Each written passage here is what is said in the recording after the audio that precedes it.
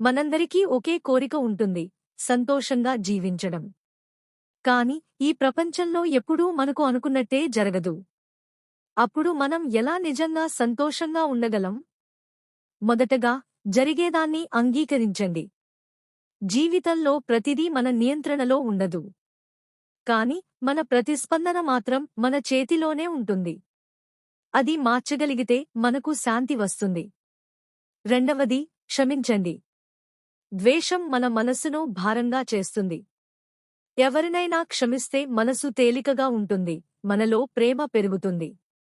మూడవది, సాదాసీదాగా జీవించండి. చాలా వస్తువులు ఉండటం కాదు, తక్కువతో సంతోషంగా ఉండటం నేర్చుకోండి.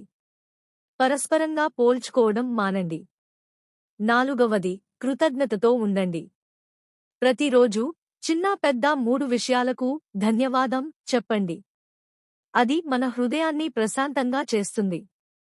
ఐదవది, శరీరాన్ని, మనసును జాగ్రత్తగా చూసుకోండి.